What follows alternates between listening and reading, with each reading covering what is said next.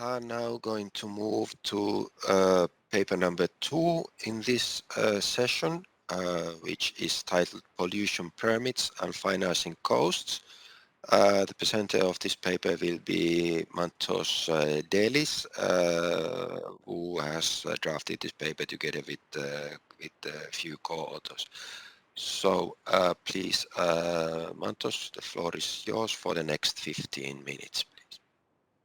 Thank you very much, Olli and the organizers for inviting this paper in a fantastic program with the EBA. I'm presenting this paper then co-authoring with Fabio Doniu from Athens University of Economics and Business, Stephen Ongena from Zurich, and Chris Chumas. This presentation is actually dedicated to Chris because unfortunately he passed away in April. Just very briefly how we decided to do this paper. I was trying really to explain to my son what is going on with the summers in Greece, and I came up with this very nice picture of Homer Simpson trying to figure out what is going on with Bart. The main motivation is that there is something wrong perhaps with the way we go about doing policy with respect to the environment. And given that we all come in this research team from the banking world, we looked at the effect of finance, if you'd like. So the most interesting issue in this analysis is several anecdotal evidence from many newspapers, including the Financial Times, the Guardian, and others, who are suggesting that many banks in the world perhaps are not doing enough to finance greener transitions transitions to greener technology, if you'd like. And there's an abundance of articles throughout these years, the last 4 or 5 years, that maybe banks started to finance greener technologies, but they still finance the brown technologies as well, to the extent that they have been doing so in the past. And this is one of the reasons that we feel that something in policy is not working properly, or at least to the extent that it should have. So then we looked at this European Union emissions trading system, which is the main policy instrument of the EU in order to meet the objectives, the green objectives in the future. The main change in policy came in 2013 with a third phase, which suggested that emission allowances had to be offered at a decreasing rate of 1.7.4 per year. And this implies that they're going to contract the supply of allowances. The second element is the participating firms received less free allowances, so that also this retracts the supply. But firms also had to purchase the rest in the market, which introduces costs to firms, to polluting firms. And if these costs are properly introduced, then the financial market should internalize this risk and price these extra costs. And then when we went to the data, we saw this picture, which is completely the opposite from what we expected. So for example, the dashed lines are the non-treated firms before and after the initiation of the third phase of the EU ETS in 2013. And the solid lines are the treated firms. And instead of observing here an increase in the cost, we actually observe a decrease in the cost for the treated firms after 2013. So this is exactly what got this paper going. And then just to show you a preview of our results, we indeed find that the treated firms, the ones participating in the EU ETS, have 25% lower spreads, which is a very big reduction in their cost of financing. And results are also robust to the bond market, by the way, not only to the syndicated loans market, as I will show in a minute. The effect is most negative when the EU price is particularly low, which has been the case not only in 2013, but before 2013, starting from 2011 and up to 2017, when it started going up again. And then we also find that the abundance of allowances in the period before 2013, the oversupply of allowances, and the storage of these allowances by firms is to blame for the situation observed in 2013 and up to 2017. So that alone also contributed to firms not doing enough to lower their emissions, as I will show towards the end of my presentation. There's a lot of related literature. I'm not going to go through that. A lot of environmental econ literature. Most most relevant papers are the ones by De Haas and Popov. They suggest that banks are ineffective in limited pollution as they finance few green investments, which is also related to Minetti, the paper by Raul Minetti in 2011. And the new technologies are usually intangible assets that don't have collateral value, so that banks do not really go into the financing of greener technologies as much. There is also a very related paper by Ivanov et al., competitor paper with us, if you'd like, to be fair, suggests that cap and trade policies in California, firms face shorter loan maturities due to these policies, less access to permanent forms of bank financing. We find sort of different results compared to Ivanov when it comes to the EU ETS. We have a theoretical model. I will go through that kind of quickly because I don't have too much time. Our setting is that we have free allocated emission permits and endowment of those in the period prior to the introduction of the program. And then the firm can also purchase allowances, additional allowances if they wish to. There is an abatement technology pretty standard in environmental economics literature, which is a function of the production element X and the endowment of permits, the purchase permits, and S, which is stored permits from the previous period, which is allowed in the EU ETS market.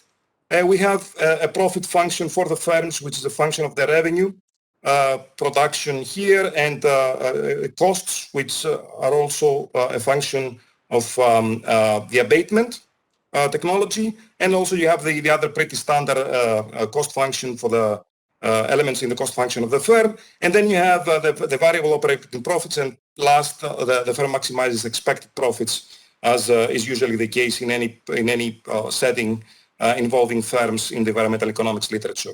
The distinguishing element in this paper is that we introduce a bank, and the bank has a standard expected profits function, which in this case, however, is a function of revenue and capital. And the market clearing condition essentially suggests that we determine the permits price in the free market where the permits are traded, and when you have a lower supply of permits, price goes up. So it's pretty standard demand and supply function here, nothing fancy. What we have, we introduced this gaming scheme. This is the unique feature of our model. In the first period, which is the period prior to 2013, the pre-treatment period, we have a competitive bank that sets the interest rate, the loan spread, if you'd like, to firm I. The firm selects the production, the allowances, and the stored allowances. And then in the second period of the game, the competitive bank is going to set another interest rate, which is going to be a function of what the firm has selected in the first period with respect to its production and the allowances. Okay, you cannot store permits anymore in the second period, also given what is going on with EU ETS after 2013. We have this nice equilibrium. The remarks that we test in this paper, especially the main hypothesis, are that the number of reallocated allowances, as these increase, then the load spread is going to decrease, a pretty standard demand and supply equation, if you prefer.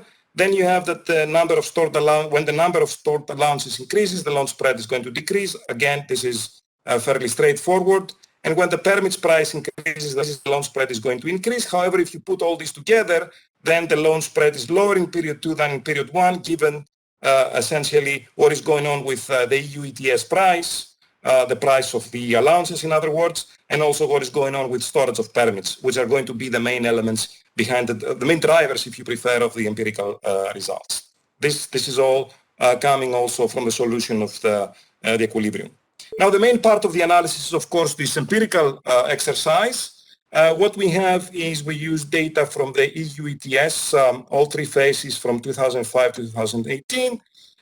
We have to hand match, which was a heavy job, the account holders to listed firms, the Compustat Global North American databases. That was a lot of work that we did, took us a lot of time. Then we also matched the EU ETS listed firms to DealScan's syndicated loan database, and we also have bonds data matching these EU ETS listed firms to bonds data. Now, the DealScan has loan level variables, so we know the spread of the loans, we know other attributes of the loans, like whether the loan has collateral, the loan amount, etc., etc. And we know the banks in the syndicate, and we also have firm characteristics from Copustat and country characteristics from the World Development Indicators or other macroeconomic databases in the borrowers to control for characteristics in the borrowers' countries. The empirical identification essentially follows this loan pricing equation where we regress the loan spread, which is the spread over the LIBOR, the risk-free rate, on a treated variable. The treated firms are taking the value 1 if the borrower participates in the EU ETS, 0 otherwise, all right? And then we multiply these treated firms with the before-after third phase dummy, which takes a value 1 after 2013 and a value 0 before 2013. And we focus on this A3 coefficient here, which shows the treatment effect of initiating phase 3 of the EU ETS program. Now, with the empirical identification, we've run many things to show that our analysis resembles what the literature called the randomized quasi-natural experiment. We have parallel trends. I showed you the parallel trends in the original graph, parallel trends before the initiation of the program, which break after the program.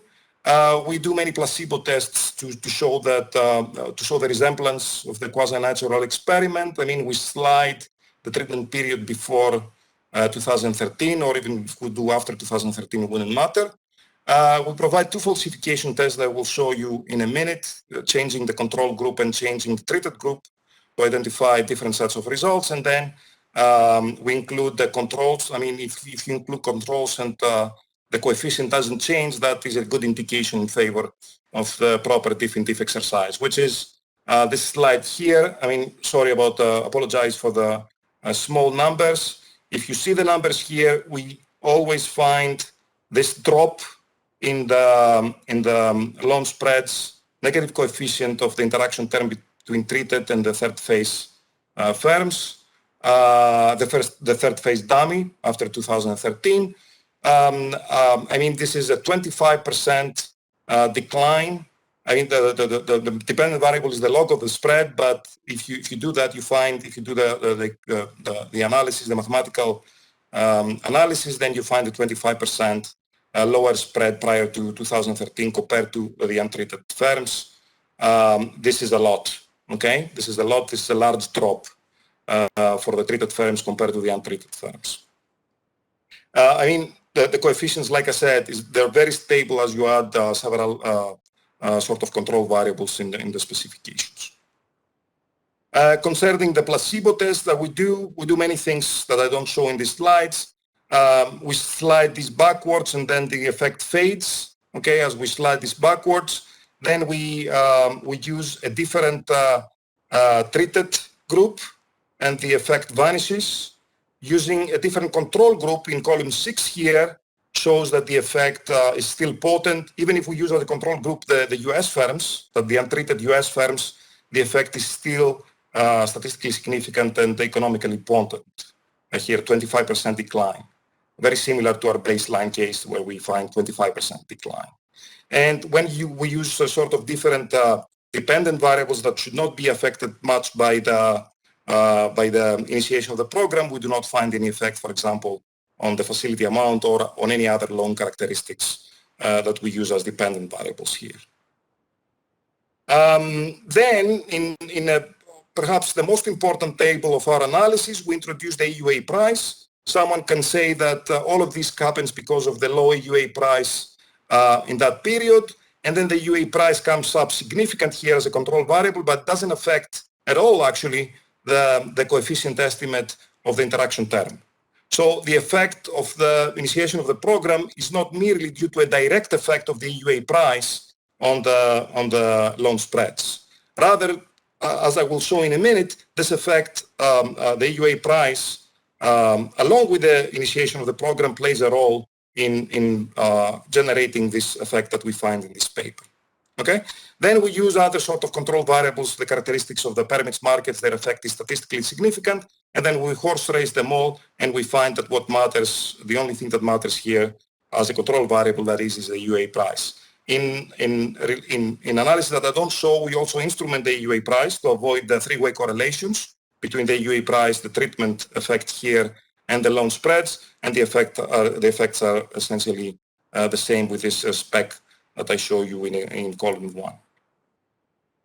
Now, the next sort of thing that we are doing. We need to, unfortunately, wrap up. Yes. I will wrap it up. This is the last slide I'm showing. It's that this effect that I showed you is channeled essentially by the low EUA price of the period 2013-2017, and also the fact, which is this positive effect of the triple interaction term that I include here, which reverses the negative effect of the double interaction, and also the fact that many firms actually stored allowances in the period before, consistent with our theoretical analysis and our theoretical model. Okay, so these are the two explanations. When you take into account this, then the main effect of the treated times third phase dummy essentially goes to 0, which needs calculation here, but this is what we find in the paper. As I said, we have many sorts of other analyses. One last thing that we show is that a regression between loan spreads and CO2 emissions. Our analysis here is going to show that if the situation, if the first stage of our analysis was not holding, if the EU ETS did not negatively affect loan spreads, then we would see a further reduction in CO2 emissions by 7.9%. So the credit channel, if you prefer, created a problem of 7.9%, not increase, but there will be a further reduction in CO2 emissions if this effect of the EU ETS program via the credit channel did not take place. All right? These are the concluding remarks. I'm sorry I was speeding through my presentation. I'm looking forward to discussion. Again, I thank you very much for including this paper in this EBA program. Thank you. Thank you very much, Mantos. And the discussion to this paper is Johannes Böschel from Denmark's National Bank. The floor is yours for the next 10 minutes, please.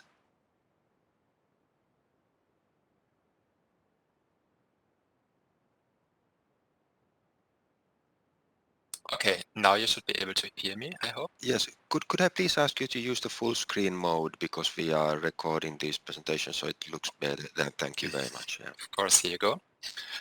So thank you for giving me the opportunity to discuss this paper. It was a really interesting read. It's a really well-written paper. It contains a very thorough theoretical and empirical analysis. So I highly recommend everybody to take a look at this. The big picture question of that paper is whether finance can in some way contribute to a transition to a low carbon or zero carbon economy.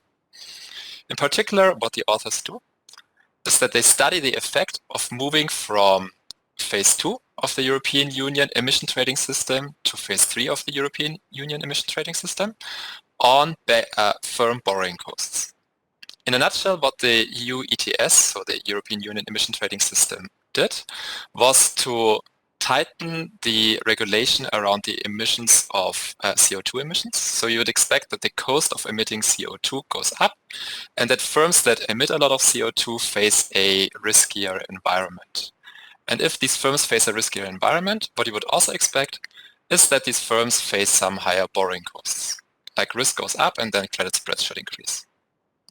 Now instead, surprisingly, what the authors find is that the firms that participated in the EU ETS, so the brown firms essentially, saw a decline in borrowing costs relative to firms not participating in the EU ETS after the introduction of phase 3. So this is an interesting result because first it goes against what you would intuitively expect, that these firms see an increase in credit spreads, and second it's also going against a finding from a competitor paper in the literature that Dilis also mentioned by Ivanov, Krutli, and Vatugala. These guys look at the introduction of an emission trading system in California and find that firms that were exposed to the Californian emission trading system faced tighter credit conditions. So what this paper also finds is that there are substantial real effects of this reduction in credit spreads. So absent the decline in credit spreads that we saw, exposed firms would have reduced carbon emissions by around 7.9% more between 2013 and 2018, which is a substantial number. Now, what explains the reduction in credit spreads in their model?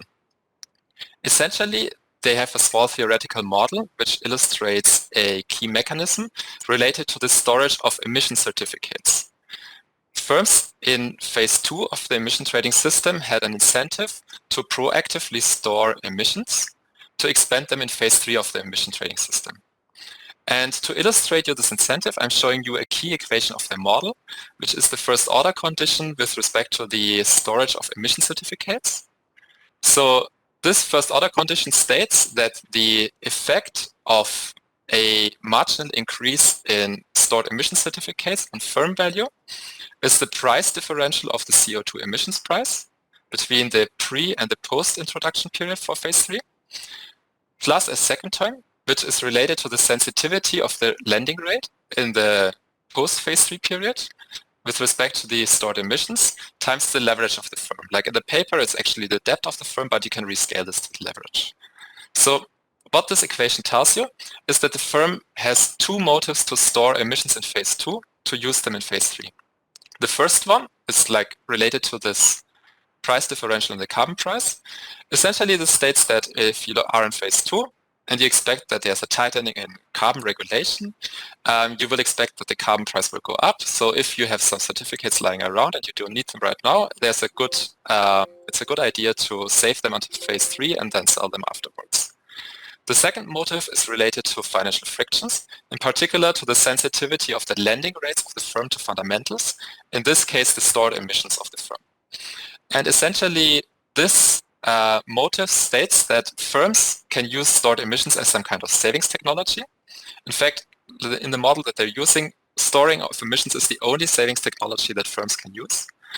And what firms can use these savings to is to essentially outsave the default risk. Like they can make the interest rate in the second period, in the post-phase 3 introduction period, less sensitive to fundamentals. So I have three main comments. These are all kind of high level. The first one is about more direct evidence of storage. Since the storage of emissions is so central to your argument, I think it would be super interesting to present more evidence on this. So you could imagine another situation where essentially firm behavior is random. And I'll try to speed it up in time. I just got a notification. So firms essentially got all these certificates that were not really valuable to them, so they left them lying around and nobody else found them valuable, so they just didn't bother selling them as well. So they had all of these emissions that they then found suddenly valuable in phase 3 and could use them. So it would be super useful if you could present some more direct evidence that firms acted in some forward-looking and proactive way. For example, you could use your model, which implies that firms have a higher incentive to store emissions if expected emission certificate price growth is higher, if firms are more leveraged, or if firms' interest rates are more sensitive to fundamentals. Now, you write in the paper that it's hard to actually observe stored emissions, but in principle, this mechanism would be relevant for any other types of saving technology that firms have access to. So for example, if you could look at the cash holdings of exposed versus non-exposed firms, or the change in like credit lines or the leveraging of these firms, that would also be super useful. My second comment is even broader. This is about the mispricing. So this paper is essentially saying that there was some desirable regulation for polluting firms that made polluting more costly. And then these banks came along and made borrowing for these firms more cheaply and offset part of this desired effect. But to me, it seems that what happened is that the EU ETS simply didn't create transition risk, and that this lack of risk was priced by sort of a reduction in spreads for the firms that were brown.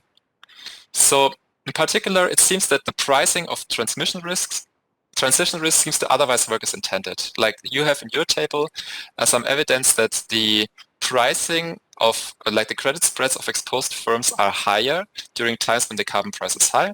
And also it's higher for those firms that essentially needed to buy more certificates. And like the other papers also find that there's some pricing of transition risk. So isn't it a good thing that here we didn't see any transition risk? And there's also evidence that nonetheless the EU ETS was effective. So I'll be very short on this here, but there's two papers that you might have a look at that said that EU ETS significantly brought down emissions. So for me, there are two issues. Like first, whether banks should charge a carbon premium, like distinguishing between brown and green firms, or whether they should price the default risk that the firms face correctly. And I think you provide evidence that the firms do price the default risk correctly. You don't really provide evidence of any carbon premium. So I would suggest that you could maybe discuss a bit to what extent the reduction in credit spreads is driven by a reduction in the risk of the firms as opposed to some change in pricing on the part of the banks. And I'll skip these two tables and make my third comment, which is about the long-run effect of the policy. In particular, you argue that the central mechanism is about this proactive storage of CO2 emission certificates, but this will get you only so long. In particular, after a while, all of your stored emission certificates are depleted, and then you would expect that you adjust to some new long-run equilibrium where credit spreads again stabilize. And if I look at your figure 4, which I also have here, it seems that this gap in credit spread opens up in 2013 and then narrows a bit in 2014 already, and then in 2015 onwards it narrows essentially to pre-phase 3 levels. So I would be really interested in seeing more evidence on the long-run effectiveness of the European emission trading system or the long-run effect on credit spreads. So I would suggest that you could, for example, repeat your exercise excluding those transition years, or you could do an event study type exercise where you look at the dynamic effects of the introduction of phase 3 on exposed firms. And these were my main comments. I have a few smaller comments about the paper, which I would be happy to share with the authors directly, but that's it. Excellent. Thank you very much, Johannes, for being quick with your comprehensive comments, which I think will be very useful for the authors.